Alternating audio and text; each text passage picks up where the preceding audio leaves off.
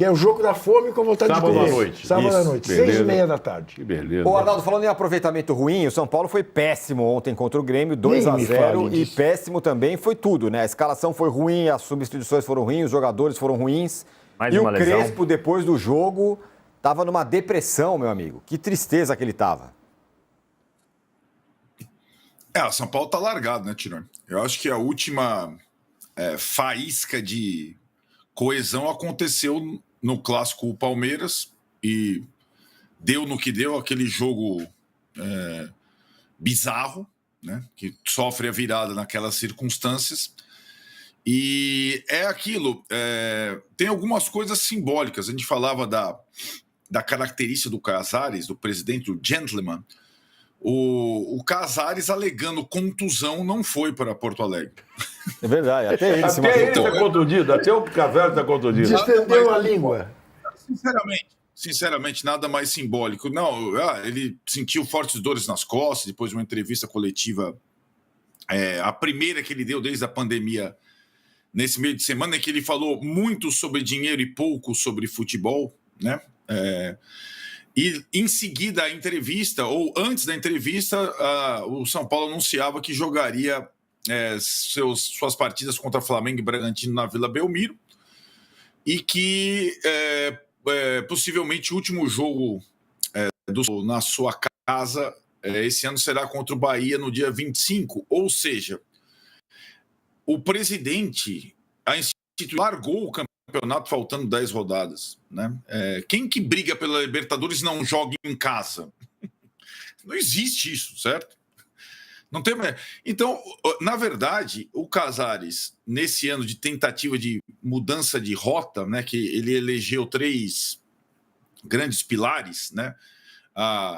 O FIDIC, reestruturação financeira, a reforma da base, que até agora não foi aprovada com essa venda de 30%, e o tal do projeto 2030 no Morumbi, só o primeiro projeto andou. Ele se esqueceu de que ele governa um time que joga todo final de semana, que se chama São Paulo Futebol Clube. E nada é mais importante para um time de futebol que a próxima partida, que o time... Ele deixou de lado o futebol em 2025 e foi perdendo a conexão com o torcedor, e agora ele não sabe o que fazer, né? Então, ao alugar o Morumbi para shows durante novembro inteiro, ele já abria a mão. O Juca disse antes, se o São Paulo estivesse disputando o título, não ia jogar em casa. Se o São Paulo estivesse disputando contra o rebaixamento, não ia jogar em casa. Se o São Paulo estivesse disputando a Libertadores, não ia jogar em casa. Ou seja, ele largou. Isso é contagiante, certo? Assim como as dores nas costas contagiam o time das lesões em 2025, que é outra marca do São Paulo, né? De qualquer tipo de lesão.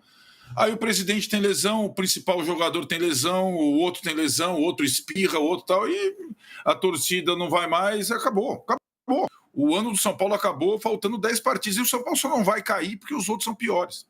Porque eu falei aqui antes do início, quando foi divulgado esse plano para 2025, o time do São Paulo, o elenco do São Paulo é velho e fraco. E se não houver algumas providências, vai lutar contra o rebaixamento. Com a chegada do Crespo, teve uma arrancada que deixou o time minimamente longe da zona de rebaixamento. Mas é uma situação que aí eu já me preocupo com 2026, já que eles largaram em 2025. 2026 é o seguinte, o cenário, em tese, econômico do São Paulo não vai mudar. Vai ser outro ano de penúria. Segundo, é bem possível que o comando de futebol seja trocado, porque eles estão em rota de colisão. Vai ser trocado para melhor ou para pior? E o técnico, que tem contrato até o final de 26, ontem deu, pela primeira vez, um sinal de... Putz, onde eu fui amarrar o meu burro? Já vou tarde. Exatamente. Embora ele tenha errado ontem de uma forma, tem sido a substituição do intervalo, a entrada do Lucas Moura no lugar do zagueiro, é uma das maiores aberrações. E o Lucas Moura também um retrato desse São Paulo 2025. O cara não consegue jogar. Fez 2 lances, né, Arnaldo? 2 lances. Como é que é? Ele fez 2 lances. durante todo o segundo tempo. Aí que você vê, né, o que ele já foi. Mas é o que ele já foi, né? Lampejo. Eu acho que Exatamente. Né? A questão do São Paulo é o que o os Arnaldo falou mais sobre... caros Desculpa, pode ir, Arnaldo. não jogam. Né? Não, pode emendar. Não, eu acho que a Emenda questão do São Paulo que me chama a atenção é o planejamento já para o ano que vem, pensando nisso. Porque nessa discussão do FDIC, de vender a base e tal, eu conversei com algumas pessoas envolvidas nessa possível venda da base, e o argumento era assim, não, a gente não pode fechar a torneira totalmente, a gente precisa de um dinheiro para pagar uma parte da dívida, porque a gente não pode correr risco de rebaixamento. Só que desse meio do caminho que o São Paulo fez, nem de gastar e nem de não gastar, de não fechar a torneira, ficou no meio do caminho, só fez a dívida estancar, ele continua, só não corre esse risco de cair, porque a parte de baixo é muito ruim. Então, o São Paulo nem conseguiu melhorar consideravelmente as suas contas e nem fez um time que consegue brigar por alguma coisa. Então, precisa decidir o que vai fazer para o futuro e para 2026. E aproveitando que o campeonato agora já não cai e, de repente, ficar em oitavo e torcer para o G6 virar G8, pode até ser ali um sinal de alguma coisa para essa temporada, o São Paulo podia já começar a pensar no que fazer para a temporada que vem, né? De repente, reformular essa questão da idade do time, que o Arnaldo falou, de repente, conversar com o Oscar, com o Lucas, ver se... Pô, o Oscar jogou nem 20 jogos esse ano, gente. E ganha muito dinheiro. Mas não fica rindo no banco, né? Não fica rindo no banco. Isso Porque que eu nem ia pro falar. banco vai. Eu ia juntar as conversas, Juca, Trajano e Mauro. Pode ser Porque que ele esteja rindo em casa, vai saber, a gente não Porque sabe. o Corinthians perdeu de 3-1 e o que ficou foi a risadinha do Memphis. É muita infelicidade, né? Pegou exatamente naquele momento, ele estava dando um cascudo no jogador que estava do lado dele, riram e tal. Estava 1-0 pro Santos, 3 minutos.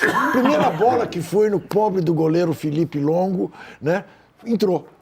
Né, um menino estreando. Veja você a situação do Corinthians. Vai o Hugo jogar na seleção brasileira e faz um papelão. Que não devia ter ido, né? Não devia. Não é goleiro de seleção. A gente sabe que não é goleiro para a seleção brasileira, pelo menos ainda. Né? Essa história de que ele vai estar ali, vai eventualmente, embora o Ancelotti Não, para diga pegar que não. pênalti. O Ancelotti deixou muito claro eu acho que não. ridículo isso aí. Ridículo. Não sei se também. é convocado, porque não sei se é verdade. Isso, não. Que pega bem pênalti. Bom, eu não entendo o Tafarel, que entende tanto da posição, tendo tantas opções, ter escolhido o menino, o rapaz Hugo. Aí bota o Felipe Longo nesta fria. Eu não quero culpá-lo pelo gol do escanteio, mas aquela bola era defensável. Veja o lance por trás do gol, principalmente, era uma bola defensável. O segundo gol não, um golaço. Né? Do Roleiser? Não, do Barreal. Barreal, golaço. Lindo gol, lindo gol, lindo gol. Enfim, era para ter sido 6, foi 3-1, ficou barato.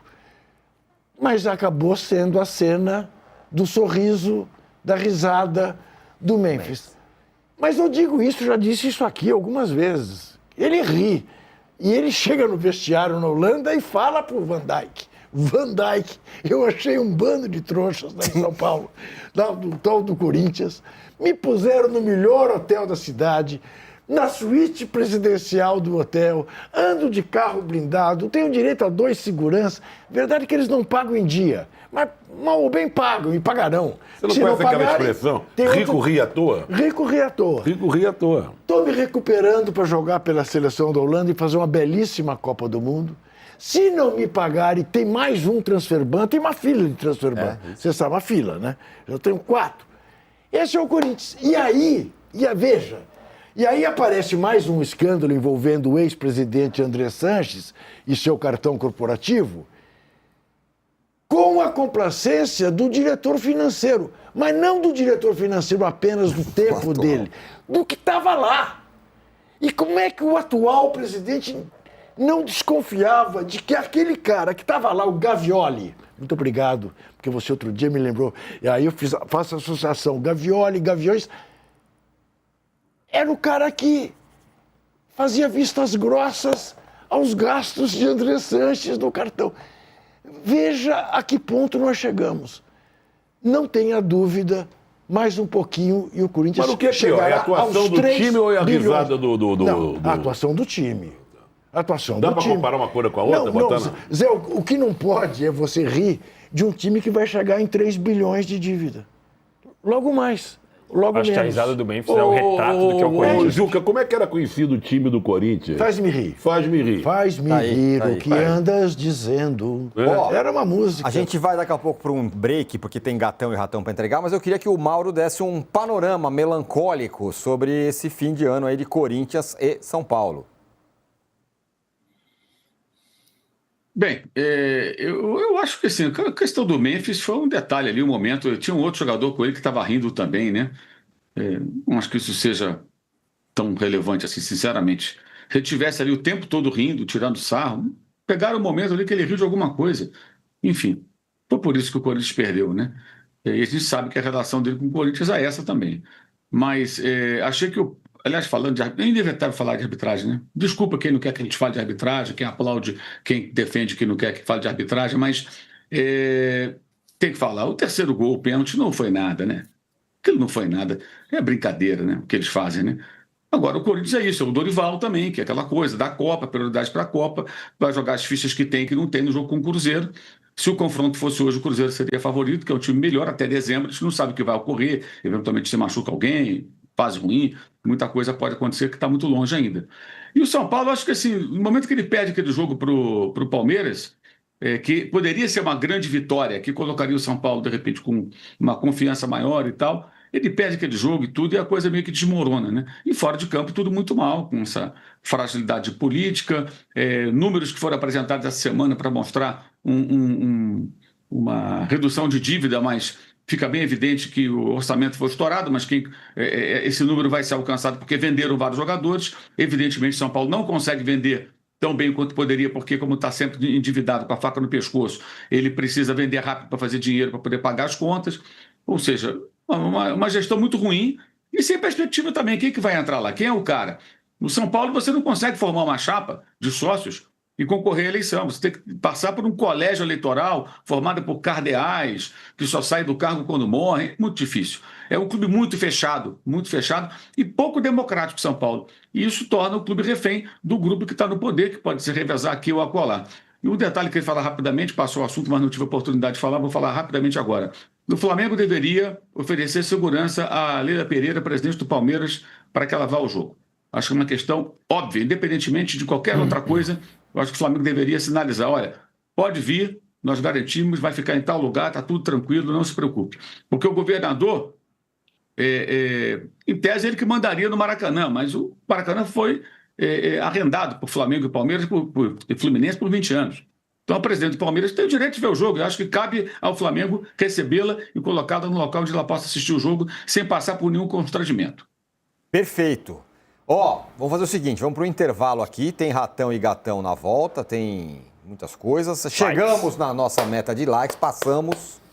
Então, vocês fiquem mandando mensagem para a gente aqui que eu vou trocar figurinha com vocês agora no chat do YouTube. Já voltamos.